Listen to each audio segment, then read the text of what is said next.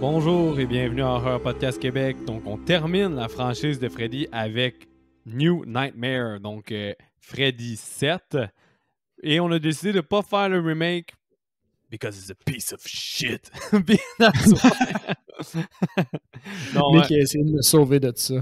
Ouais, ça me tentait vraiment pas de le faire. Puis je trouvais qu'il y avait quand même beaucoup de choses à parler dans New Nightmare. Puis je me disais que ça allait probablement être un épisode très normal en grosseur, juste à parler de un de ces films-là. Puis en même temps, si je pouvais m'éviter le remake, ça me faisait mon affaire.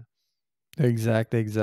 Puis au pire, cette année, ça donne que j'y ai accès puis que je l'écoute, je vous ferai une petite chronique, petit épisode spécial là, sur le coin d'une table, là, juste pour satisfaire puis finir avec un chiffron, mais pour la franchise, au fond, on ne l'a pas considéré. Un peu comme qu'on avait fait avec les Friday the 13th. On n'avait pas fait le remake dans notre bloc original.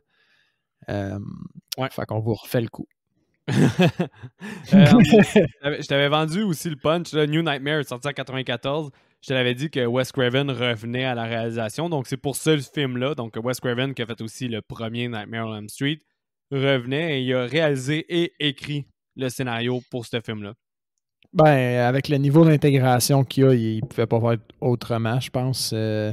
Fait que là, pour ceux qui ne l'ont pas vu, je pense que on parlait de Guy Ritchie à un certain moment, toi puis moi, puis qu'on avait considéré comme le maître du ralenti. Ben là, à mes yeux, Wes Craven, c'est le maître du méta, là, je pense. Ouais, c'est vrai que ça. L'autoréférentiel est à un point extrême où je pense qu'il y a comme des références de références.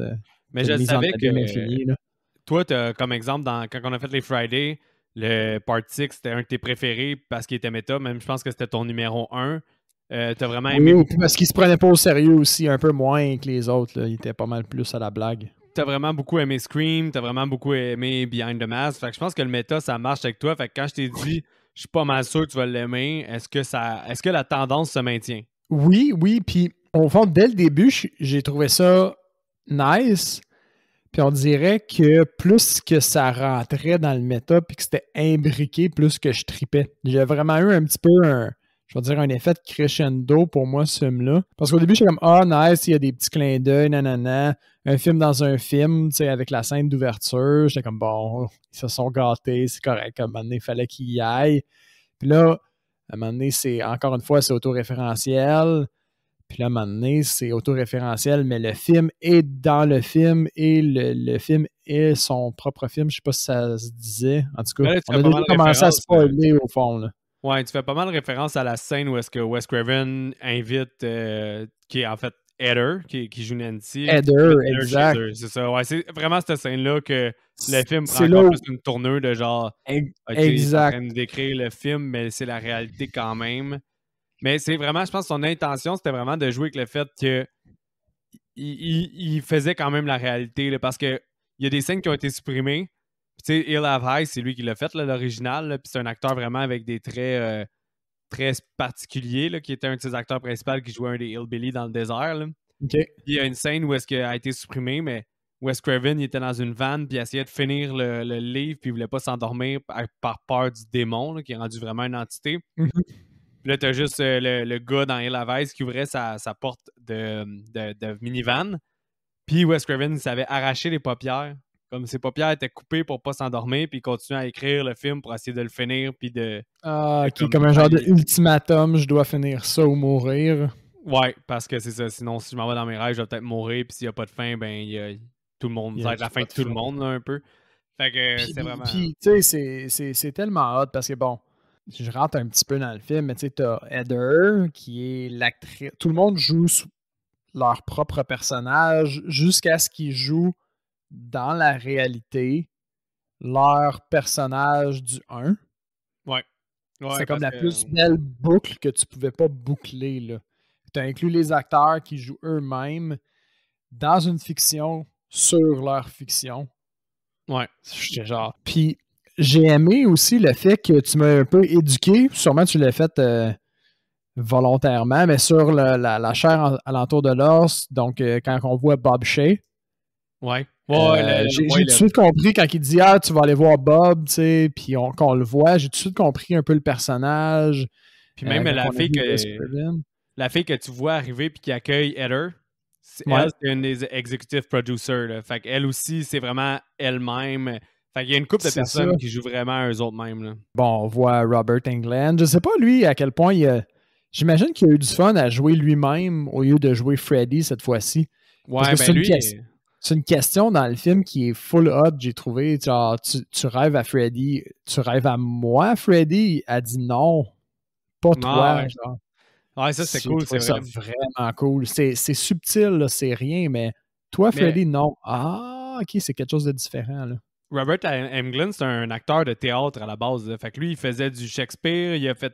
Quand il parle dans l'entrevue, il dit je faisais du Shakespeare and Molière parce qu'il dit Molière. Shakespeare and Molière. Fait que lui, c'est vraiment comme un acteur là, de théâtre classique. Là.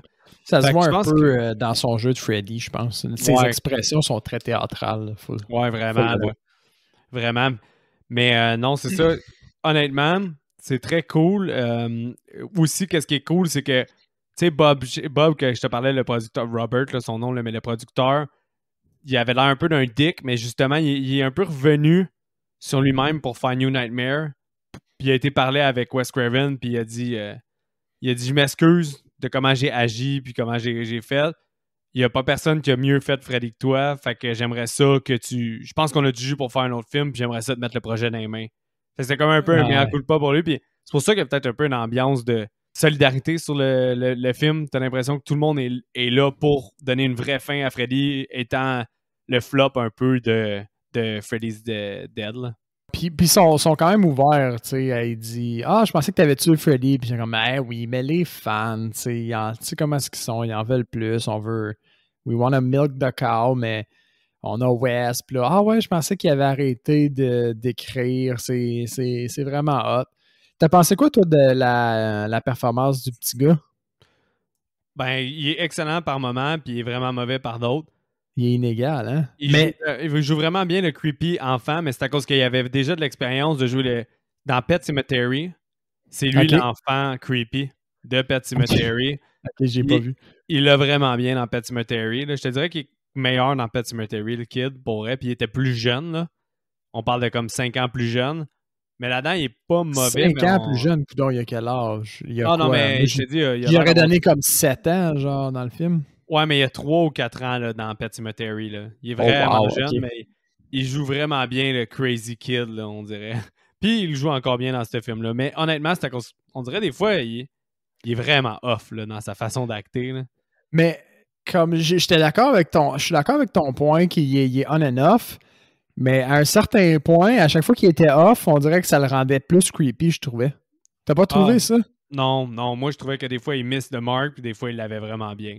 Ok, un petit temps mort, tu sais, parce que tu sais, un enfant, des fois, ça tombe dans sa bulle. C'est pas comme un adulte qui se rend compte, je suis dans ma bulle, je suis awkward, puis je vais faire quelque chose pour rattraper ça. Un enfant, ça n'a pas ce réflexe-là nécessairement là, de comprendre qu'il est awkward.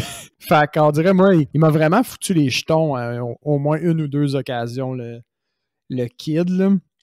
Ouais, mais ça, à un moment donné, je me souviens plus c'est quelle scène, mais j'ai des creepy child, ça fait toujours creepy. Là. Un enfant qui est creepy, c'est plus creepy qu'un adulte qui est creepy. Là.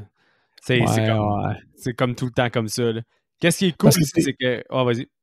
Parce que t'es beaucoup appelé aussi avec un genre d'esprit parental à répondre à son besoin, là, veux pas. Là. Fait que quand t'as un enfant qui crie, ça a beau pas être ton parent, il y a un enfant qui crie, là, c'est genre priorité absolue. Là. Ouais, ben c'est ça. C'est là que je vais en venir. En plus, l'inspiration, Wes Craven, c'est plus inspiré qu'on le pense un peu de la réalité. Là. Dans le fond, c'est qu'est-ce qui arrive, c'est que, tu sais, en plus de mettre Heather, là, qui est la vraie actrice, elle venait d'avoir un enfant qui était environ de l'âge du petit gars. Fait que c'est sûr qu'elle se sentait interpellée. Ben, il était un peu plus jeune, son enfant, mais c'est sûr qu'elle se sentait quand même interpellée. Puis aussi, elle avait un stalker. Fait que quand il fait appeler, on dirait que c'est Freddy, ben elle a eu un stalker. Tu viens tellement d'ajouter une couche de référentiel, d'autoréférentiel qui on n'avait pas de besoin, mais qui est tellement nice. Ouais. Mais qu'est-ce qui est drôle, c'est que son stalker, c'était à cause d'une émission qu'elle jouait. Il y avait 3 actrices de Nightmare on Elm Street. C'était une émission un peu comme une sitcom là, à la How I Met Your Mother, ou toutes les petites affaires là, que ça dure des 20 minutes, puis c'est des situations cocasses, là, ou Fresh Prince avec Will Smith, des affaires de même.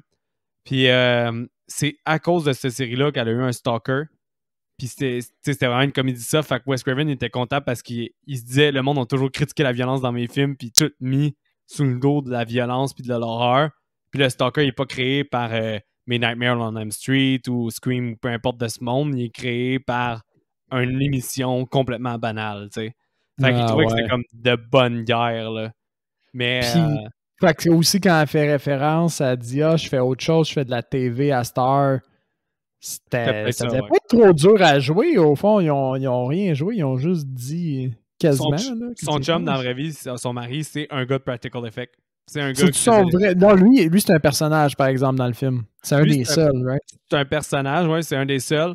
Parce que son vrai chum, il a refusé de prendre le rôle. Parce que supposément qu'il y a comme une espèce de malédiction là, que s'il joue dans le film où est-ce qu'il fait des effets, ça allait le jinx. Je sais pas. C'est lui qui faisait les effets? Ben, je pense qu'il a fait les effets, mais je sais que pour une raison que je me souviens pas trop, puis c'était vraiment à cause d'une espèce de superstition, là, il a pas voulu jouer dans le film. Fait que c'est un acteur qui a pris le rôle à la place. Là. Mais c'est vraiment, tu sais, tout ça, c'est vraiment des layers qui se rajoutent. Puis sinon, le petit gars, tu sais, quand il broyait, ben, c'était un truc que ses parents y avaient sur le stage. La mère, elle s'en allait, fait que le père, il restait tout seul. Puis là, quand le petit gars venait les revoir en dehors du stage, s'il avait pas réussi à pleurer, ben, il disait « Ta mère est morte », fait que là, il partait à broyer. Puis il le mettait dans la scène, fait que quand il avait besoin de pleurer puis il était pas capable, c'est le truc que les parents avaient pour faire pleurer leur fils. Est-ce que c'est brutal? Oh ouais, man. Mais tu sais, chaque larme vaut genre 500$, fait que... Ouais, ta mère est morte. je l'avais pincé, le petit kiss. Sinon, le retour du cast original, Wes Craven, etc., le budget, tu penses qu'il était de combien? Ben, il doit pas avoir mis toute la gomme, là. Si les derniers étaient rendus à, je pense que c'était 6 millions, le 6. J'avais pas réussi à trouver les infos, mais il me semble que c'était entre 6 et 9, là. Fait que entre 6 et 9, lui, il doit avoir mis toute la gomme. Le cast original, je serais pas surpris qu'ils aient eu autant par bonne foi que par bonne condition. T'sais. Fait que, d'après moi, le coût de ce film-là n'a pas jumpé. Il n'y a pas une quantité folle d'effets spéciaux non plus, puisque pas mal tout se passe à peu près dans la réalité, là, sauf la fin, comme la dernière demi-heure, 40 minutes. Je vais y aller avec un 8 millions. T'es right on the spot, man. J'avais pas checké. J'irais. En plus, tu dis que souvent c'est filmé dans la réalité. Je sais pas si tu as remarqué qu'il y avait des scènes à cause des tremblements de terre. Tu voyais un viaduc détruit ou des choses comme ça. Là. Tu voyais une bâtisse détruite. Je sais pas si tu as remarqué un peu. Ben oui. C'est à cause qu'il y avait vraiment eu un tremblement de terre juste au début du shooting. Ils ont commencé à filmer le film. Il y a eu un méga tremblement de terre qui a tout démoli. À cause de ça, Wes Craven il a demandé à des recherchistes là, ou des assistants directeurs d'aller filmer des vraies scènes de débris puis de choses comme ça dans la ville. Ok, attends. Est-ce que tu as l'info si ça faisait quand même partie de son script original ou s'il l'a adapté? Parce que si ça faisait partie de son script original, là, fuck off. La façon que les acteurs ils parlent en entrevue, ça faisait partie du script original. Parce qu'ils ont dit, qu'est-ce que t'as fait? T'as ouvert les portes de l'enfer, puis là, il y en a des acteurs qui disent, ah, ça y est, on va tous mourir. Parce que c'est tellement... je comprends là le gars superstitieux de pas vouloir jinx les films en plus. Le film, c'est qu'ils ont ouvert les portes de l'enfer avec le film. Il y a un démon qui a possédé le personnage de film. Puis là, il n'y a plus de film. Fait que le démon, il est lousse. Puis il aime ça être Freddy, tu sais. Puis les premiers effets de ça, c'est la faille qui s'ouvre. Puis les tremblements de terre. Puis là, il y a vraiment des tremblements de terre. Honnêtement, le réalisateur le plus méta de l'histoire du cinéma. C'est Chris, tu peux pas avoir plus, là. Non, c'est clair. Mais... ça réarrivera jamais les étoiles autant alignées. Là. Mais moi, qu'est-ce que... Incroyable. Je vais pas y aller tout de suite avec l'analyse plus approfondie, là, parce que de toute façon, on va le faire dans le retour. Là. Mais tu peux nous guider justement dans le film. Yeah, ok, cool, on rentre. Fait que ça commence avec un genre de zoom-in, si je me souviens bien, sur la griffe en animatronique, donc en effets spéciaux. Et puis, on se rend vite compte qu'ils sont à l'intérieur d'un tournage parce que, bon, on voit l'acteur qui rentre dégoupé dans la main puis qui est en train de finir l'assemblage de la main animatronique. Finalement, tout fier, il se chope lui-même la main, gorgé de sang, puis il essaie de s'empicetter la main, je sais pas Non, comment mais c'est dire. que Il essaie de s'assembler la main. dès qu'il coupe sa main, ça coupe à Nancy avec Dylan qui elle bloque les yeux. Fait que là, tu vois que t'es dans un film. Exact. Tu vois que c'est dans un film, puis déjà la thèse au fond de tu devrais pas laisser tes enfants regarder des films d'horreur. Ouais, qui est très présente dans le film. Là. Qui est très présente dans le film. Bon, puis après ça, ça coupe. On se rend compte que, bon, Nancy, elle a un fils, et puis le gars qui fait les effets spéciaux, c'est son mari. Puis là, bon, ils semblent avoir des problèmes avec la main en animatronique, puis ils sont comme on a brûlé un servomoteur, blablabla. Bla, bla, bla. Ouais. Puis finalement, la main est juste animée comme par magie. Elle stab un des deux gars, elle se cache à un certain moment, elle finit par slasher le pied de l'autre technicien d'effets spéciaux. Puis au passage, si je me souviens bien, elle blesse le mari de Nancy. Ben, elle tue les deux autres gars. Elle les tue carrément, c'est vrai. Ouais, elle arrive pour trancher la gorge du mari, puis c'est là que Nancy, ben pas Nancy, ça je vais avoir de la misère. Là. Heather. C'est Heather. C'est Heather. Mais oui, parallèlement à ça, il y a un moment où le kid s'est comme enfui puis il est disparu.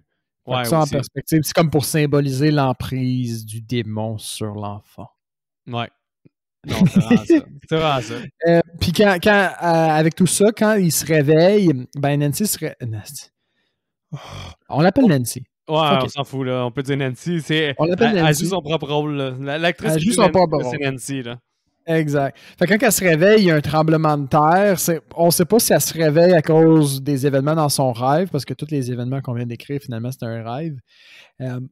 Ou si elle se réveille parce que, à cause du tremblement de terre, c'est pas clairement dit, mais finalement, bon, elle est traumatisée, ils vont voir leur enfant, puis ils se rendent compte que le gars, le mari, il a vraiment une coupure au doigt.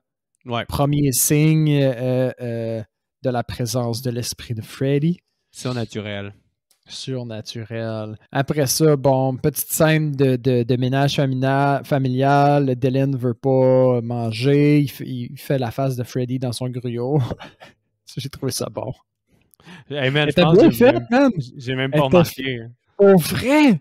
Ouais. Elle était tellement bien faite, la face de Freddy dans le gruau. C'est pas un enfant qui a fait ça, là, c'est surnaturel. Bon, on comprend que Nancy elle a des problèmes de nerfs aussi, pas mal à bout de nerfs parce qu'il y a des appels. On connaît pas à ce moment-là pas l'ampleur, mais la nature. Qu'est-ce qui se passe avec la nature des appels, mais on comprend que ça la met sur les nerfs. Le père, on doit quitter parce qu'il s'en va faire des effets spéciaux d'un commercial, fait qu'il dit qu'il va être parti comme 48 heures.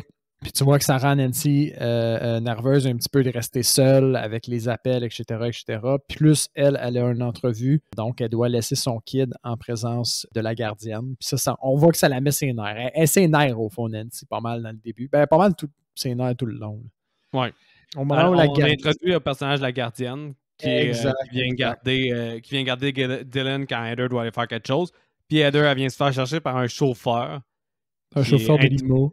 Un chauffeur de limousine intrusif pour se faire amener à un talk show où est-ce que dans le talk show, elle se fait surprendre par une apparition de Freddy.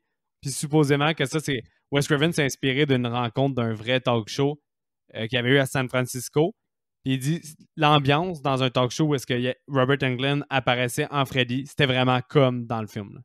Là. OK, genre tout le temps une surprise, puis le monde peu importe qui est assis dans le siège, tout le monde s'en fout, il veut juste voir Robert Englund. Exactement. Ah, puis ça, c'est bon que tu le soulignes parce que l'intention était vraiment, puis Nancy, elle l'a vraiment, Heather, dans la vraie vie, elle l'a vraiment vécu comme ça. Tu sais, oui, elle était la Final Girl, mais le vrai show, c'était Freddy, puis elle se fait toujours voler par Freddy, puis c'est bien représenté dans le film, puis tu l'as souligné, là. Oui, puis j'ai aimé aussi le fait que quand l'intervieweur, il pose une question à un moment donné à propos de son co-star dans Freddy, puis dans le premier film, puis on dirait dans ma tête, moi, quand il a dit co-star... Johnny Depp, tu pensais que c'était Johnny Depp. Puis là, quand lui est arrivé, j'ai fait comme « Oh, shit, j'avais vraiment mal compris. » Puis même la deuxième fois, quand je l'ai re-regardé, on dirait que c'est fait exprès. En tout cas, Ouais, je pense c'est la que formulation de sa phrase, il parle un peu de son pas boyfriend, mais il insinue comme une relation. ouais. Bon, puis après ça, elle n'a pas le temps de ressortir de son entrevue, qu'il y a quelqu'un qui l'appelle, puis il dit « Hey, tu devrais vraiment passer à New Line, voir Bob. On a quelque chose à te proposer. » Puis là, elle est comme « Ben, il faut que j'aille voir mon enfant. » là. Puis elle dit « OK, ouais, mais la limousine est en avant. Ça va prendre 15 minutes, viens-t'en. » OK. Je sais pas si ça se passe comme ça vraiment à Hollywood, mais moi, je serais pissed off quelqu'un qui gère mon horaire comme ça. Là, ça m'étonnerait pas que ça se passe comme ça pour vrai. Là. Veux pas, c'est quand même des personnes d'Hollywood qui ont écrit sur Hollywood. Là. J'imagine que être une star puis vivre à Hollywood comme ça, sortir de chez toi, c'est comme un piège. Genre, il y a des paparazzis ou il y a quelqu'un qui dit « Ah, il est sorti. OK, hey, non, mais passe à mon bureau. » Puis tu veux jamais sortir de chez vous, c'est sûr. Moi, je finirais comme terré dans mon bungalow, en tout cas. Mais là, on a parlé un peu que Bob, il propose il dit Wes Craven a écrit une nouvelle draft, puis c'est toi la star, on aimerait ça que tu joues dedans. On veut que tu finisses. Oui, il pitch la film. Puis elle, tout ce qu'elle entend au travers de tout ça, c'est bon, j'ai un enfant, je veux plus faire des films d'horreur. Puis, ah ouais, Wes, il écrit. Puis Wes, il revient dans l'horreur. C'est pas. Là, elle se dit c'est pas normal parce qu'il a dit qu'il ferait plus d'horreur. Puis elle lui demande, y a-tu recommencé à avoir des cauchemars? Parce que là, elle connaît le pattern de Freddy. Puis elle se dit, hey, Freddy, dans la vraie vie, il est en train d'essayer de me pogner.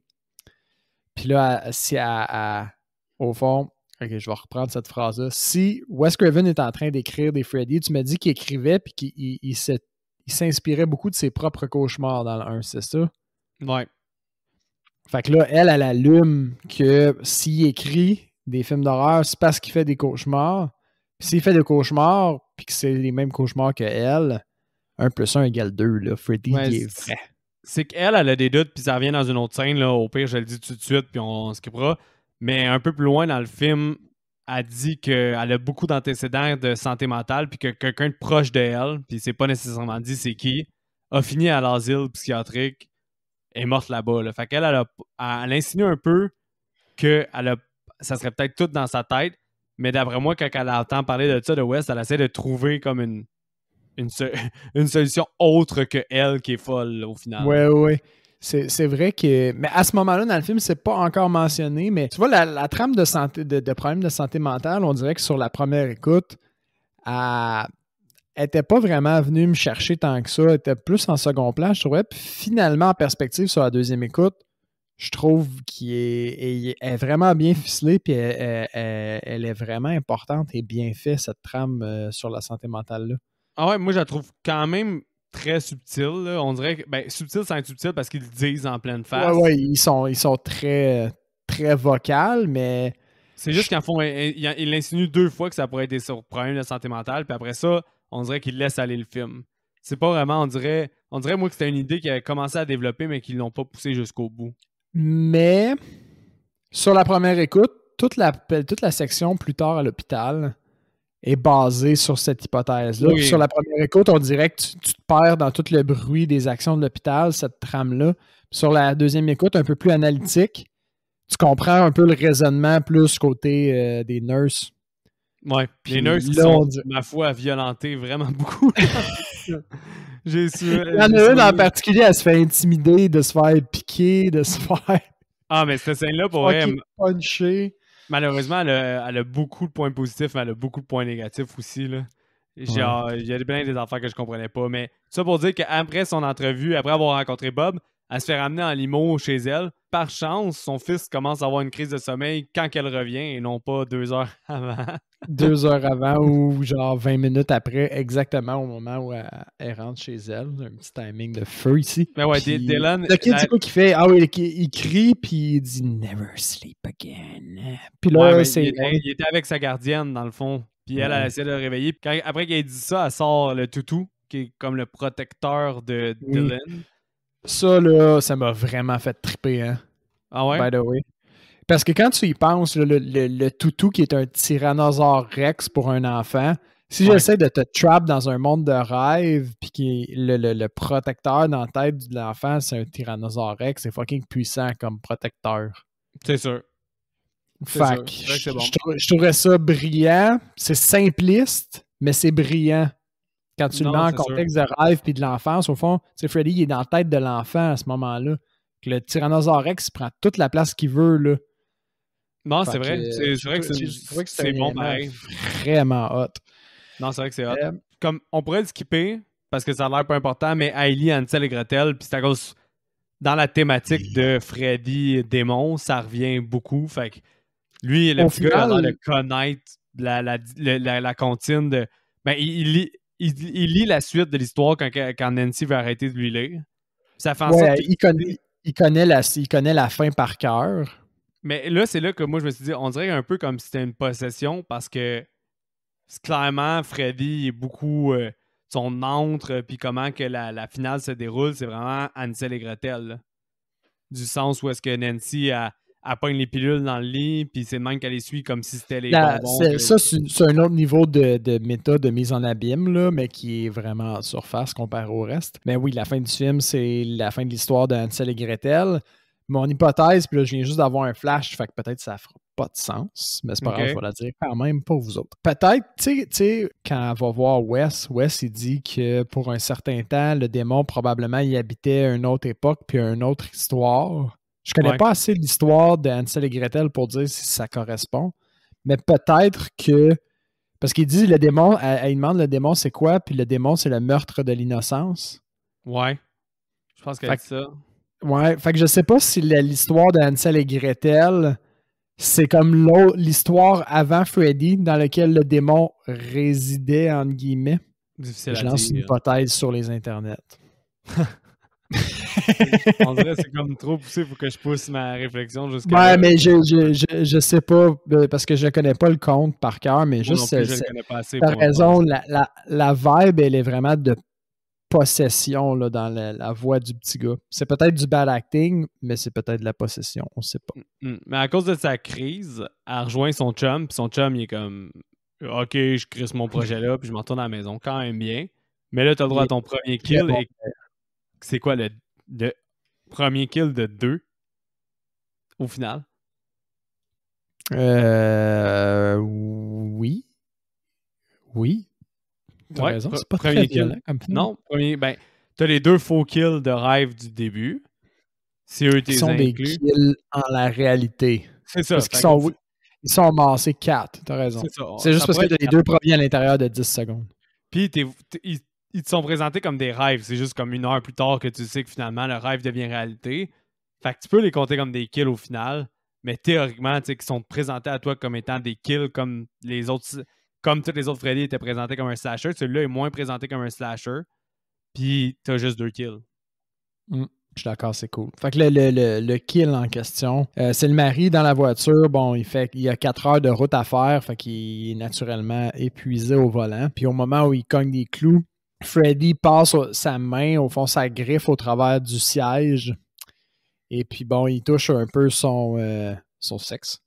Sa froc de jean, et puis le gars se réveille, la main elle rentre dans le siège, puis après ça, quand il se rendort pour de bon, la main sort, puis il plante les griffes, là, comme des poignards au fond autour du cœur, puis il griffe, puis le gars il fait des tonneaux. Il a un accident, puis il fait des tonneaux. Et c'est la fin de notre spécialiste en effets spéciaux. Exactement. Fait que lui est mort. Si je me souviens bien, le kid il est réveillé aussi cette soirée-là quand la police vient pour annoncer le décès? Le décès, mais il fait rien de spécial. Il est juste comme moi, je pouvais pas dormir, je suis debout. Ça se peut, là. Tout est normal. Moi, la prochaine note que j'ai, là, vraiment, c'est juste quand que Heather, elle s'en va voir le cadavre parce qu'elle veut être sûre que c'est bien son chum. Puis que là, je comprends pas pourquoi elle a fait ça. Ah oui, c'est à cause que elle veut être sûre qu'il n'y a pas des traces de Freddy. Parce qu'elle commence à paranoïer solide, là, elle. Ben, je pense qu'aussi, elle a comme rêvé. Qu'est-ce qui y arrivait? Ça se peut-tu? Ou bien ça, je suis pas sûr, mais... Je suis pas certain. C'est sûr que c'est la paranoïa, mais elle s'en va à la morgue, puis elle voit qu'il y a des 4 marques de griffes dans le ventre. Puis le gars de la morgue fait juste dire « Ah, ben là, on vous avait dit que c'était un gros accident, là. » Fait que c'est pour ça qu'on montre juste la face. Il est très poli. Il dit c'est pour ça que normalement, on descend pas le voile plus bas que la tête.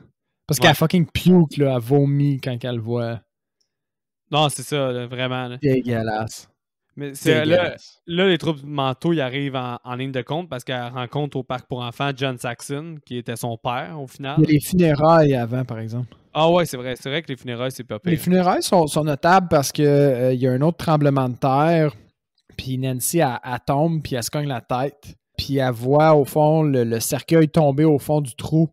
Puis là, Freddy grabe l'enfant dans le fond du cercueil, au fond du trou, puis il tire. Puis elle hallucine ça parce que bon, elle a été inconsciente pendant quelques moments à cause qu'elle s'est cognée la tête. Ouais. Fait que Freddy a agrandi son emprise, si tu veux, à partir de là. Puis là, c'est là où le personnage du père refait surface comme figure paternelle. Excuse-moi, le personnage du père, le gars d'effets spéciaux, oui, il se réanime puis il dit « Reste avec nous », quelque chose du genre. Ok, toi, t'avais déjà passé à la scène de John Saxon. Non, mais je dis parce que quand elle se relève, c'est son père, John Saxon, qui lui dit « Hey, t'es-tu correct? » Puis vraiment figure paternelle à ce moment-là. Fait que lui, commence à se faire, malgré lui, c'est celui qui reste le plus sain le plus longtemps, je pense. Ouais. Mais malgré lui, il se fait comme entraîner par les péripéties. Mais la scène, tu sais, tu parlais du acting du kid, là. La scène qui suit, là, où est-ce qu'il est dans le parc, là, qu'est-ce qui arrive, c'est que John Saxon puis Nancy, ils parlent elle a peur d'avoir des antécédents de santé mentaux puis qu'elle est en train de perdre la boule. Elle dit pas vraiment pourquoi. Puis là, lui, ben, tu sais, il dit si tout le monde qui avait des antécédents dans leur famille genre de santé mentale deviendrait fou, ben, the world would be a great big loony bin, là, quelque chose comme ça, c'est ça qu'il dit? Exactement. Mot pour mot.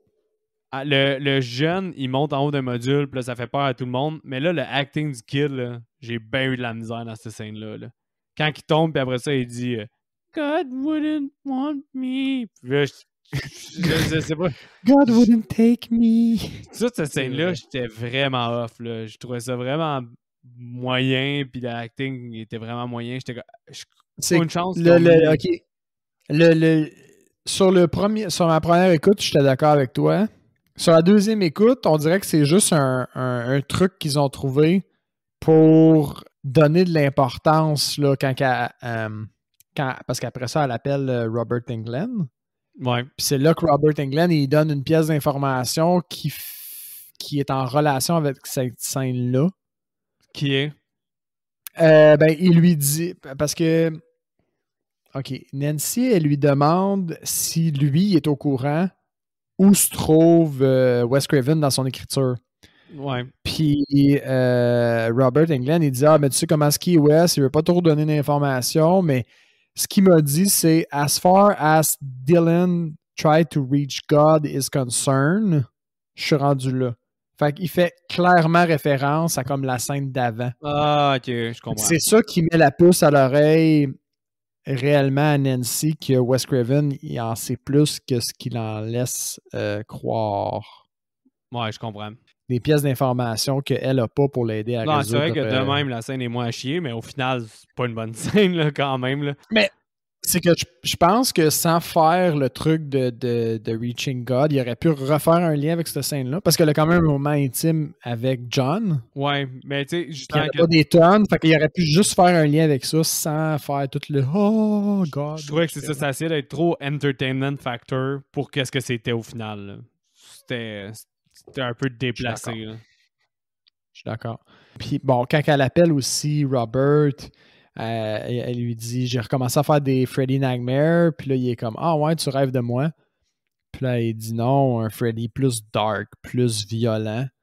Puis là tu vois que ça sonne une cloche à Robert Englund parce que bon, c'est révélé comme tout de suite après que probablement lui aussi fait ce genre de cauchemar là parce qu'il a peinturé là, le Freddy violent lui aussi. Ouais, exactement. C'est la fin de Robert Englund. Ouais, on le voit plus, mais ben, Robert Englund en tant que Robert Englund. Là. En tant que Robert Englund. Mais on le revoit dessus plus tard. C'est pas lui qui fait Freddy. Oui, c'est lui qui fait Freddy. C'est lui qui fait Freddy? Ouais. Je savais pas, ils l'ont vraiment maquillé différemment. Je pensais que ça aurait été peut-être un autre acteur. Ça aurait été concept pareil. Wes Craven, il est pas sûr s'il a fait le bon move de faire ça, justement, changer le design. Là. Je sais pas si toi, justement, on n'a pas parlé, là, c'est un bon point. Là. Mais le nouveau design de Freddy, t'aimes ou t'aimes pas? Ou... Sur la première écoute, je l'ai pas aimé. OK. Ben franchement, j'étais genre sacrilège. Puis sur la deuxième écoute, j'ai changé mon fusil d'épaule, ça me dérangeait plus, mais plus du tout. Puis j'ai même trouvé ça bien parce que c'est rendu un démon puis plus le personnage. C'est carrément une autre entité. Par contre, tu peux faire le lien qu'au moment où justement Robert Englund, au fond, disparaît, le vrai Freddy, le nouveau Freddy commence à se manifester, puis on commence à voir son visage pour vrai. Il y a vraiment une transition à peu près à ce moment-là dans le film. Ouais, non, ça c'est vrai. Puis, moi, personnellement, niveau design, design, j'aime mieux l'original, mais je suis quand même pas contre ça. Je comprends l'idée, mais niveau design, moi, j'aime mieux le gant, le fait que ce soit un gant, puis que ça soit pas...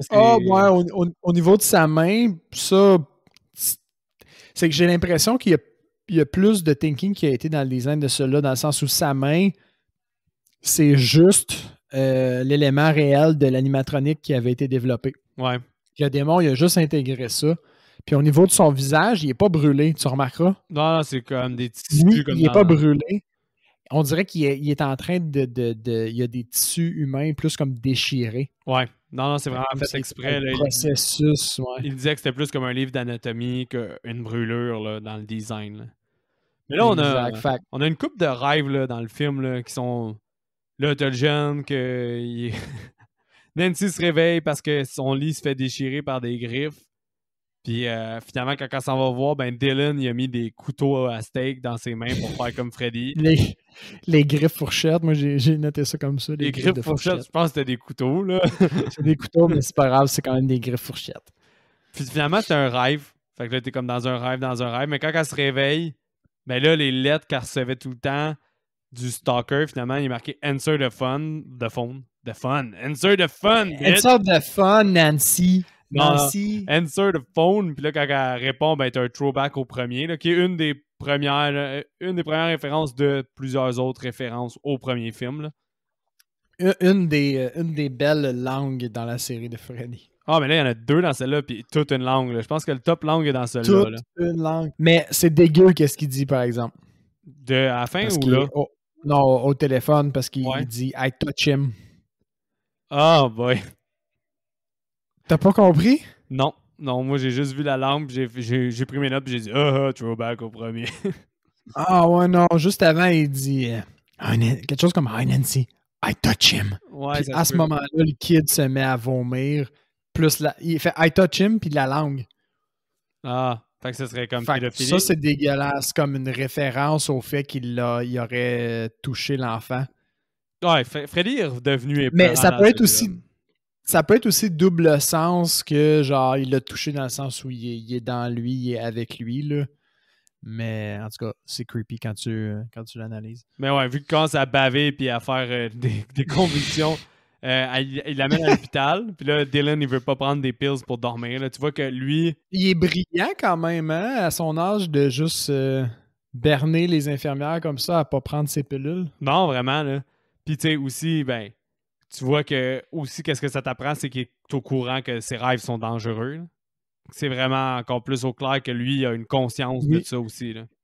Parce qu'il n'y a pas Rex pour le défendre, fait qu'il veut pas s'endormir. Ouais, exactement. C'est vrai. À ce niveau-là, il y a ce côté-là enfantin qui est là, mais qui, on dirait qu'il est plus véhiculé par la mère. Mais lui, il donne plus une vibe de « je sais, faut pas que je m'endorme, c'est dangereux », genre comme conscient. Nature, un petit peu. C'est sûr que son geste est conscient là, de ne pas dormir. Là. Ouais. Mais là, c'est là que tu as la scène qu'on a parlé plusieurs fois, là, que West et Nancy se rencontrent, là, qui s'en vont parler. Ouais. Je pense que ça, l'élément à ajouter de tout ce qu'on a dit, là, puis tu me corrigeras au pire, c'est qu'à la fin, il lui révèle que la seule chose que Nancy peut faire, c'est décider si finalement elle veut jouer Nancy une dernière fois. C'est ça, ouais. Ouais, exactement. C'est Parce le que seul choix qu'elle a à faire dans ça. tu as déjà parlé du fait que c'est un vieux démon, puis que le démon utilisait les films pour canaliser. Les films l'enfermaient un peu. Puis quand ils ont tué Ouais. Freddy, ben, ils ont laissé le démon sortir. Ça, tu l'avais déjà dit, mais exactement, là, qu'est-ce qui est à ressortir, c'est justement que Nancy, elle doit reprendre son rôle pour une dernière fois. Bon, il dit Heather parce que nous autres, on l'appelle Nancy. Ouais, mais puis à la fin, avant que tu transitionnes à d'autres choses, ben, tu vois le laptop de Wes Craven. Ben, laptop, vieil ordinateur de Wes Craven. Il n'y a rien de moins. Ah, c'est ça. Il n'y a rien de moins laptop que ce que ça, là, mais oui, on comprend. Son Puis- ordinateur de bureau. Le scénario est ouvert, puis tu vois que son scénario, c'est la conversation qu'il vient d'avoir avec Nancy en entier. Puis Exact. Ça finit Fait par que lui, en plus il a eu le rôle facile parce qu'il savait déjà qu'est-ce qu'il allait avoir à dire à Nancy. C'est ça que je me pour que ça suis dit. débloque. C'est vrai ça que je me suis dit. Là. Pour lui, tout Doublement. était déjà facile. Exact. Ouais, doublement. C'est ce qui fait le méta de Wes Craven. Bêta. Après ça, on a un autre rêve au fond la nuit avec un tremblement de terre. Puis Nancy, elle se réveille. Et puis, on voit Freddy dans ce film-là de version comme complète pour la première fois, là, debout. Ouais. C'est sa première manifestation, je vais dire, solide. Puis, il jump du garde-robe. Puis moi, j'ai les 2 fois, je le savais, mais même la deuxième, j'ai vécu un stress. Ouais. Fait que moi, je pensais que je m'en venais un peu plus tough, puis non. Not there. Not quite there. Bon, ce qui mène en fait Nancy à retourner à l'hôpital puisqu'il y a eu un tremblement de terre de 1, puis de 2, elle est loin de son enfant, puis de 3, ben, elle est blessée. Ouais, c'est vrai, elle s'est fait graffiner les mains, l'avant-bras. Elle s'est fait graffiner l'avant-bras, effectivement. Fait qu'elle retourne à l'hôpital, bon, c'est révélé qu'il n'y a pas eu de tremblement de terre, puis il y a aussi la gardienne qui s'est pointée comme par prémonition. Elle a eu un rêve que Dylan était en danger. C'est comme un prétexte correct, parce que ça peut faire du sens, vu que Freddy est dans les rêves qui a eu comme un ripple effect, puis que ça l'a pogné. Mais en même temps, c'est vraiment un prétexte facile pour amener un personnage qu'on s'en fout à mourir. Non, c'est vrai. C'est vrai, pareil. C'est un petit raccourci de scénario mais qui est bien intégré. Que quand le scénario était sorti, il voulait faire en sorte de comme rendre suspicieuse le personnage de la gardienne du fait que tout ce qui se passe, ça pourrait peut-être être avec elle, mais moi, j'ai jamais eu cette vibe-là. Là. Non, vraiment, parce qu'à partir de cette scène-là, avec les suspicions des nurses puis les conversations que les nurses ont entre eux, c'est vraiment plus clairement, ça pointe vraiment plus vers la maladie psychologique. Ouais. Parce qu'ils disent que la mère laisse pas Dylan dormir puis qu'il est sleep deprivated puis que ils disent qu'il fait peut-être de la schizophrénie d'enfant. Puis plus tard, au fond, en fait, à cette scène-là, les infirmières commencent à soupçonner la mère de faire de la schizophrénie puis de transposer à son enfant, au fond, le problème. Ouais, exact. Parce que aussi, il faut dire qu'elle n'aide pas sa cause parce qu'elle fait une crise dans l'hôpital en pensant que Dylan il a été enlevé. Puis finalement, il est juste allé en bas faire des scans. Puis elle, vu qu'il vomissait de la matière noire dans son rêve, ben, elle capotait. Mais la matière noire qui, de façon très classique, lui redonne sa mèche grise. Oui, c'est vrai. Throwback au premier encore. Mais là, c'est exact. Là, quand elle apprend que son fils est en parce bas... qu'elle finit sa transformation en Nancy à ce moment-là. Ouais, c'est vrai. C'est vrai qu'elle devient Nancy. Physique. Quand son fils elle descend en bas pour essayer d'aller rechercher, t'as-tu vu qu'il y avait une référence à Nightmare 1 encore? Étant? La nurse, elle dit, tu peux pas passer là parce qu'elle va aller voir son fils d'un scan. Puis elle dit, t'as besoin d'une passe. Puis là, elle dit, screw your pass. Ah, c'est la passe dans le corridor. Exactement. J'avais fuck all allumé. Ah, mais c'est que là, il y a un abus de référence au premier. À partir de là, puis justement... Mais oui, parce qu'il se transpose. Ouais, il se transpose. Fait que c'est correct, tu sais, justement. On dirait que c'est acceptable à cause de ça, mais moi, ça me fait un peu de la peine, en guillemets, parce que le kill, exemple, parce qu'on s'en va vers le kill, là, le kill perd un peu de son... Il n'y a pas le punch de celui de Tina, là. Tu sais, on s'entend, là? Je suis d'accord, mais je l'ai quand même adoré. Ouais, non, il est bon pareil, mais je sais pas. On dirait que la magie de Tina, tu peux pas la refaire, là. Je suis entièrement d'accord que c'est le même kill, mais je l'ai aimé pareil, gars. C'est un bon kill. Kill dans les airs. Tu sais, quand il essaie de... Là, de cette scène-là, qu'est-ce que je te voulais te dire, c'est qu'aussi, quand il essaie de contrôler Nancy parce qu'ils veulent pas qu'elle soit... à mettre l'enfant en danger. Puis là, quand Dylan est surveillé par sa gardienne, là, puis elle veut les empêcher de passer, Là, eux, ils rentrent parce que tu as parlé de justement Sweep qui serait en carence de sommeil là, à cause de sa mère. Ouais. Fait qu'ils veulent qu'il dorme. Mais là, t'as juste une nurse qui fait comme si elle préparait le médicament. T'as-tu vu la face puis le acting de la nurse que.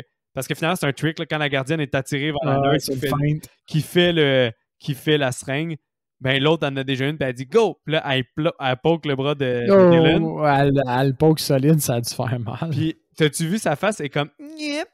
Tu sais, la bouche fermée comme un enfant de genre 5 ans qui fait un tour puis qui réussit. Oui, mais... Ou tu sais, qui prend le côté de. On va dire, tu sais, il veut prendre le côté de sa mère puis la petite fille elle regarde son père puis elle est comme. J'ai rêvé. C'était pas mon idée, mais on t'a bien eu. C'est comme quel acting de merde puis quel professionnel de la santé, infirmière, ferait ce genre de choses-là et agirait de cette façon-là?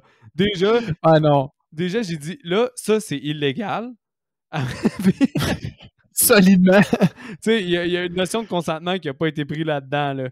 Ah non. Ouais. Purement cinématographique, là, en ce moment. Mais après ça, d'un autre côté, la gardienne, elle frappe une nurse. Donc là, après ça, t'as encore un comportement très illégal. Puis elle menace l'autre d'y crever les yeux ou quelque chose de même. Elle fait des estimes de menaces solides à l'autre nurse. Non, mais c'est que... Qu'est-ce qu'elle lui... Elle pogne la seringue de l'autre nurse d'avant. Ah oui, c'est vrai. Puis elle dit, toi, tu sais qu'est-ce qu'il y avait dans ta seringue, mais moi, je sais pas qu'est-ce qu'il y avait dans ça. Fait que si je te pique avec, je vais peut-être te transmettre le sida ou genre te tuer, je le sais pas. Ouais, mais là, je me disais, hey, c'est ça qui est implicite. Mais c'est fucking violent de faire menacer quelqu'un avec une seringue que tu sais pas c'est quoi qu'il y a dedans. Là. Quelle gardienne dévouée, quand même. Ouais, non, elle va sûrement je m'allais dire, elle méritait de mourir pour sa dévotion. Elle méritait pas de mourir pour sa dévotion, mais... En tout cas. C'est ça qui arrive maintenant. Elle meurt pareil. Parce que puis, bon, sans le décrire trop dans le détail, c'est le même kill qu'effectivement que Tina. Donc, elle flotte un peu dans les airs, mais tu vois Freddy. Tu as un jeu de perspective au fond avec Freddy qui marche sur les murs, qui la traîne. La différence est qu'on voit Freddy dans celle-là. Versus dans Tina, on le voit pas, Freddy. Exact. C'est vrai. C'est vrai. Il est quand même beau et cool. Puis la première fois que je l'ai vu, j'ai vraiment aimé. Mais là, il fallait que je regarde le film d'un point de vue plus analytique. Puis il est justifiable à cause que, comme qu'on dit, le premier commence à se mélanger avec celui-là. Là. Ça crée comme une boucle. Ça clore la boucle. Ouais. Puis c'est justifiable d'aller faire des throwbacks puis de revivre des choses du premier. Mais on dirait qu'en même temps, des fois, je trouve ça simple. Puis on dirait que j'ai c'est la première écoute. Puis deuxième, parce que moi, je suis rendu à ma 3 ou 4e écoute. Okay, je trouvais ça toujours nice. C'est sûr qu'il n'y a plus de magie. Puis sur celle-là, il n'y a plus de magie. Puis quand je regarde ça comme ça, je me dis, est-ce que c'était juste le chemin facile ou c'était cool? Je sais pas. Je sais pas non plus parce que il y a la juxtaposition, c'est correct. C'est un kill qui est cool, mais en même temps, c'est pas comme si c'était un kill qui avait été répété non plus dans les autres films. Ouais. On voit ça des fois là, comme des kills plus simplets qui sont répétés puis répétés. Je vois le kill de Jason qui transperce une gorge. Ouais, c'est vrai. On l'a vu dans au moins 4. On l'a vu dans au moins 2, si c'est pas 4 films. Ouais. Ce kill-là, avec des mini-variances. Tandis que là, il est de un justifié par le côté juxtaposition, puis il n'est pas abusé non plus dans la série. Tout ça encore, c'est correct. Mais c'est sûr que rendu à mettons, 4e écoute comme toi, ouais, c'est sûr que tu te dis que t'aurais peut-être pris quelque chose d'original rendu à ce point-là, c'est sûr. Mais par contre, après son kill, tu sais que là, Dylan il s'enfuit de l'hôpital puis Nancy elle va aller le retrouver. La fin, je l'adore. Malgré toutes mes écoutes. OK, oui, j'aime pas la scène de l'autoroute. Là. Je sais que. Non, la scène de l'autoroute, c'est facile de l'air. Parce que c'est juste parce que c'est du bad CGI qui vieillit mal. D'un. Oui, il est mal vieilli. Ouais. Mais tu sais, l'idée, Freddy et les nuages est cool. Quand il y a plein de. Freddy et des nuages est cool. Quand il y a plein de multiples Freddy qui se pointent à côté de l'autoroute, je trouvais l'effet original. Le fait que toute la bordure de l'autoroute soit rendue des Freddy. Mais en tant que tel, le bad CGI d'auto, puis l'espèce de encore une fois, comme un peu la scène du parc, là, l'espèce de tension over-dramatique pour l'intérêt du spectateur. Comme des fois. J'aurais préféré qu'au lieu de dire, mettons, que c'est l'autoroute, qu'elle fasse juste dire que c'est un overpass bien ordinaire. Parce que là, c'est le fait. Moi, c'est ce que j'ai pas aimé de cette scène-là, c'est le fait qu'il y ait des genre. La fille, à cause d'un esti de carambolage monstre. Ouais. Puis je me demande s'il y a autant de trafic à LA dans ce coin-là à cette heure-là. Je serais peut-être pas surpris, mais en même temps, c'est ça que je me dis aussi. Puis, je sais pas, c'est juste pas tant une scène qui a bien vieilli. Ça, c'est la réalité de cette scène-là. Elle est désagréable, puis elle a mal vieilli. Je l'aurais pris peut-être tone down de peut-être comme 50% des voitures, mettons, là. Non, ça aurait été plus acceptable. Parce que tout, comme tu dis, l'élément de la gang de Freddy qui pousse le jeune, puis le Freddy qui finit par le sauver parce qu'il a besoin de lui aussi. Ça, c'est un autre aspect. C'est la griffe de Freddy qui soulève le kid pour éviter une voiture. Fait qu'il il le sauve, entre guillemets, parce qu'il a besoin de lui pour atteindre son but. Qui est de tuer Cet élément-là, exact. Cet élément-là, il est nice, mais la scène est désagréable. C'est ça. Mais là, on est rendu au fait que Nancy doit accepter son sort. Puis si elle veut vaincre Freddy, exact. Parce que dans le fond, l'entité, elle a comme un peu copycat Freddy. Dans son livre à elle, Heather, c'est celle qui l'a vaincu. Puis c'est celle qui l'a tué. Fait qu'il faut qu'il la tue. Fait que là, elle devient un peu. Puis ça, c'était weird un peu. Je sais pas si tu peux m'éclairer, là, mais quand John Saxon, son père, il devient son père, lui, pourquoi il rentre un peu dans la quête? Ça, c'est un peu un élément surnaturel ou il y a une explication un peu plus claire? Ben, c'est elle qui l'appelle. Ouais. Parce qu'elle identifie le gars comme étant la dernière personne saine qu'elle peut contacter. Fait que ça explique sa présence. Puis après ça, c'est qu'elle appelle John. Elle appelle par son vrai nom. Puis là, le gars, il dit « Mais pourquoi tu m'appelles John? » Fait que là, elle réalise que lui, dans sa tête, il est rendu son père. Puis je me souviens plus c'est quoi le nom du personnage de son père. Parce qu'au fil de la conversation, il l'appelle Sweetie puis Princess, pareil comme son père dans les films. Puis à un certain moment aussi, elle voit son badge. Fait que lui, elle dort pas encore à ce moment-là, mais lui, c'est quand même comme transformé, entre guillemets. Mais elle, c'est clair qu'elle, intentionnellement, pour vaincre l'entité, elle décide de redevenir Heather. Mais lui, c'est pas clair pourquoi il commence à... Ouais, c'est ça, lui, il est accessoire, un peu comme Robert Englund qui disparaît parce qu'il est devenu Freddy. Ouais, c'est vrai. Wes qui est accessoire, qui vit des phénomènes, mais qui ne s'est pas expliqué. Ça reste que c'est un film, c'est ça, au final. C'est ça. Fait que ce qui arrive, c'est qu'elle a dit « I love you, daddy ». Puis c'est à ce moment-là où elle prend la décision de jouer Nancy en disant « Ben lui, c'est mon père, puis je suis Nancy ». Ouais. Elle suit les pills. J'ai trouvé ça... Exact, j'ai trouvé ça badass quand même. Parce que c'est vraiment une décision qu'elle prend. C'est pas... Elle est pas passée, là. Mais parce qu'elle redevient, je dirais, Nancy badass du premier. Elle redevient genre le prédateur à ce moment-là aussi. Non, exact. Là elle suit les pills dans son lit pour aller dans l'antre de Freddy. Là. Puis exact. Ça, tout est bon. Moi, personnellement, c'est une l'antre de Freddy, ouais. Puis bon, après ça, il y a Nancy, elle rentre dans le rêve, pourchasse dans le monde de rêve, une couple de répliques clés, genre qui la traite de bitch, je me souviens plus. Meet your maker. Ouais. No, take a pet, bitch.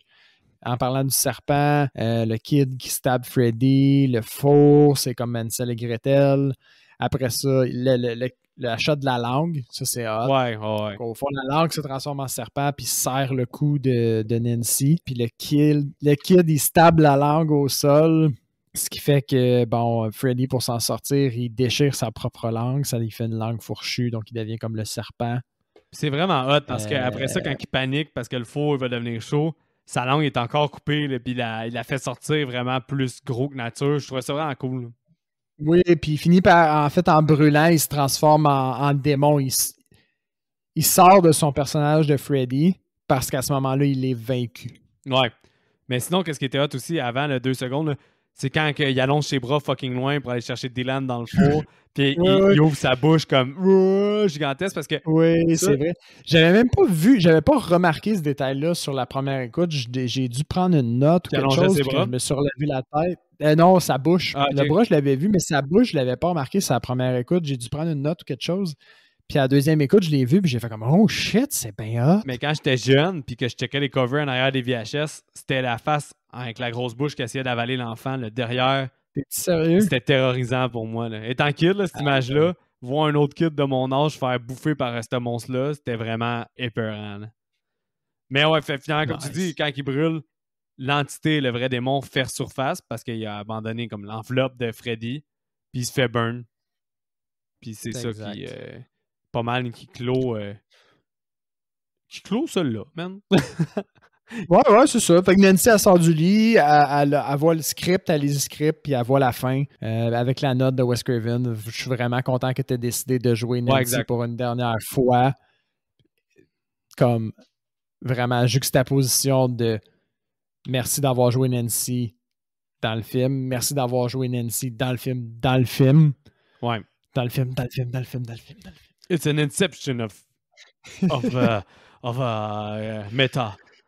Mais ouais. C'est metaception. Fait que New Nightmare 1994. Fait que Wes Craven. Qui est avant Freddy contre Jason, right? Oui, Freddy contre Jason, c'est 10 ans plus tard, là, si je ne me trompe pas. Il me semble que c'est 2004. Qui cool.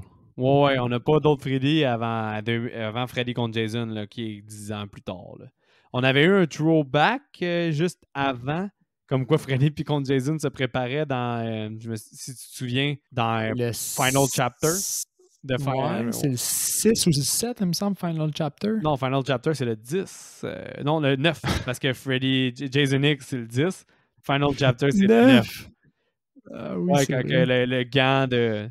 C'est celui que moi, j'avais vraiment bien classé, entre guillemets, puis que toi, t'avais haï pour mourir dans notre classement final. Non, je l'avais pas haï pour mourir. Il était censé être mon dernier dans ma tête, puis finalement, en le réécoutant, il était 3e, là, dernier.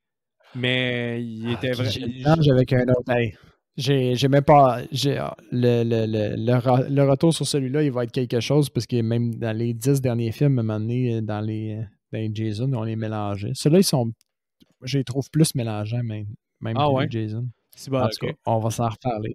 Mais ouais, sinon, moi, le recast, j'en ai juste 2, fait que c'était très basic.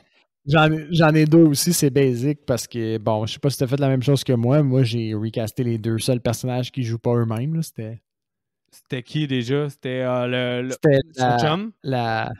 Ouais, son chum puis la gardienne. Ok, moi, j'ai recasté son chum puis le chauffeur de limousine. Oh! Vas-y avec le chauffeur, bon. J'ai mis Peter Stormare. C'est le gars qui joue dans Prison Break. Sinon, il jouait dans Rapport minoritaire. Puis il jouait dans Lost World. Il joue dans plein de films. En fait, dans John Wick, me semble aussi. Là. Fait que Peter Stormare, S-T-O-R-M-A-R-E. Fait que lui, je trouvais vraiment qu'il avait la même gueule que le chauffeur. Sauf que ça nous aurait fait un visage connu. Là. Ok, attends, je l'ai pas.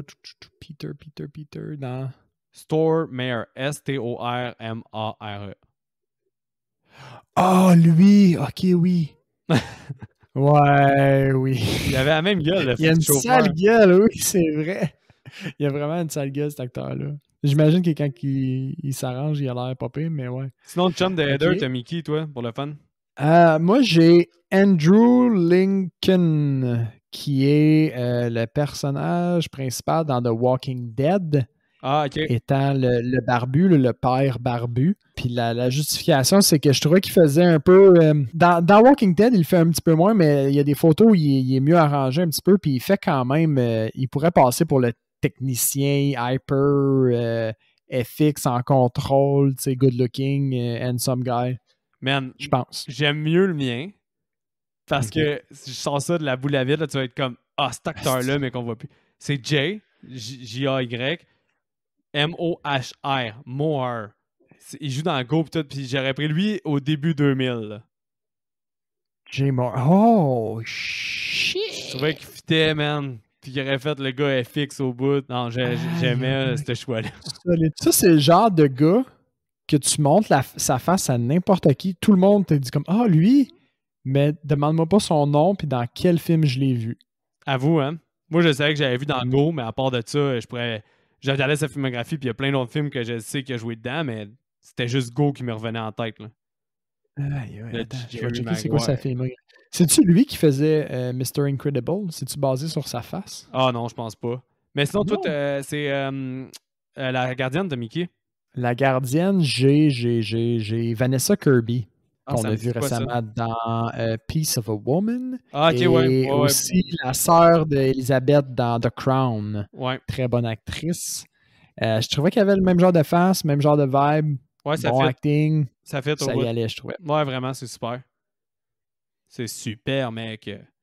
Puis là, vu qu'on fait pas un deuxième film, puis que c'est notre dernière affaire, t'as-tu écouté quelque chose d'intéressant cette Je semaine? Moi, j'ai pas je eu suis bien eu le pas temps. chalos, j'ai eu 0 temps. J'ai rien d'autre écouté depuis notre dernier enregistrement que des Freddy. Moi, j'ai écouté. C'est la vérité, là, c'est que j'ai rien eu le temps d'écouter. Moi, j'ai écouté un documentaire. J'ai écouté In Search of Darkness Part 2. C'est un documentaire de 3h30, 4h. Là. 4h30, en fait, je pense. C'est dans le fond, Aïe, aïe, aïe. c'est la part 2, ils vont un peu plus deep dedans, là, mais In Search of Darkness 1 et 2, les deux documentaires sont de 4 heures, puis les deux, c'est la même chose. Ils refont la décennie des années 80 dans l'horreur, puis ils shout-out des films avec des interviews des acteurs ou des gens qui étaient dans le domaine, ou des fans de ces films-là. Cool. Fait que ça donne des inspirations pour des films futurs pour le podcast. Fait que c'est un petit bonbon, là. J'ai juste regardé ça, moi. Juste 4 heures. Ben, je l'écoute plus comme une série, ce documentaire-là. Dans le genre, je me dis, OK, ben je me rends jusqu'à l'année 83 parce que c'est divisé en années. Puis quand il passe à une autre année, tu vois vraiment le 1984 arriver. Fait que quand une année finit, un moment donné, puis que j'en ai eu assez, je coupais ça comme ça. Fait que ça s'écoutait bien. Ça. Ouais. Fait que j'ai vraiment écouté comme Tu une me fais série. penser, vu que tu me fais penser, je vais faire du pouce un petit peu. J'ai-tu déjà parlé sur le podcast du documentaire Projet Icarus? Non. Tu l'as-tu vu, toi? Non. J'ai regardé ça fait un petit temps, là, fait que c'est pas vraiment cette semaine. Là. Je triche un peu. Mais tu me fais penser à ça. C'est un documentaire sur le dopage dans le milieu sportif. Ah ouais, mais je l'ai vu. Puis c'est un genre. Non, j'ai vu le documentaire, moi. Tu l'as-tu aimé, toi? Oui, j'ai Moi, trouvé ça bon, mais j'ai trouvé un peu intense. La prise de position est très claire. Là. J'ai haï la première moitié, honnêtement. Je comprends qu'elle est faite pour montrer un peu son cheminement, comme comment lui en est venu un peu plus à réaliser ce film-là, puis pourquoi lui a accès à cette information-là, mettons, là, en tant que réalisateur. Ouais, c'est pour essayer de donner de la crédibilité à l'information rapportée. Là. Ouais, mais la deuxième, il est comme inégal. La deuxième portion est vraiment hot, mais ça part tellement en couille, puis comme tu dis, le point de vue est tellement clair et probablement biaisé par sa relation avec le gars, sans trop en révéler. On essaie tout le temps de ne pas trop spoiler dans cette section-là. Là. Mais vous le regarderez si le dopage dans le monde du sport, ça vous intéresse. Je pense que c'est quand même un watch.